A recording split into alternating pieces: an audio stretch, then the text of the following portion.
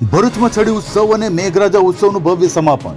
ભરૂચ શ્રાવણ માસ દરમિયાન ભક્તિભાવ અને ધાર્મિક ઉત્સાહ સાથે ઉજવાતા પરંપરાગત છડી ઉત્સવનું આજે ભવ્ય સમાપન કરવામાં આવ્યું હતું. ભરૂચ શહેરના ભોયવાડ ખાતે બે છડીઓના પાવન મિલન સાથે ઉત્સવની પૂર્ણાહુતિ કરવામાં આવી હતી. આ પ્રસંગે ભક્તિ ગીતો અને જયઘોષના નાદ વચ્ચે હજારોની સંખ્યામાં ભક્તોએ ઉમંગભેર હાજરી આપી હતી. શહેરના સ્થાનિક લોકો ઉપરાંત બહારગામથી આવેલા શ્રદ્ધાળુઓએ પણ આ પાવન પળોના દર્શન કર્યા હતા. વિધિવત પૂજા અર્ચના બાદ છડી ઉત્સવની પૂર્ણાહુતિ કરી ભક્તિ પરંપરા અને એકતાનો સંદેશ આપવામાં આવ્યો હતો. ઉત્સવની પૂર્ણાહુતિ બાદ ભરૂચ શહેરમાંથી મેઘરાજાની ભવ્ય શોભાયાત્રા નીકળી હતી. રંગબેરંગી શોભાયાત્રામાં ભક્તોએ ભક્તિભાવથી જોડાઈ ધામધૂમથી મેઘરાજાને વિદાય આપી હતી. મેઘરાજા મેળામાંથી પસાર થતા અંતિમ દર્શન અને સેલ્ફી લેવા માટે શ્રદ્ધાળુઓ પણ ભારે ઉત્સાહ જોવા મળ્યો હતો.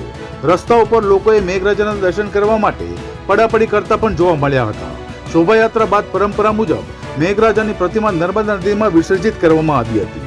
નદી કાંઠે મોટી સંખ્યામાં ભક્તો ઉમટી પડ્યા હતા અને ભક્તિ ગીત જયઘોષ વચ્ચે મેઘરાજાને ભાવભીની વિદાય આપવામાં આવી હતી. આ સાથે જ મેઘમેળાનું ભવ્ય સમાપન થયું હતું. આ પ્રસંગની વિશેષતા એ છે કે ગુજરાત રાજ્યમાં માત્ર ભરૂચ જિલ્લામાં જ મેઘરાજાની પ્રતિમા નર્મદા નદીની પવિત્ર માટીમાંથી સ્થાપિત કરવામાં આવે છે. આ અનોખી પરંપરા ભક્તોમાં વિશેષ આસ્થાનું કેન્દ્ર બની રહે છે.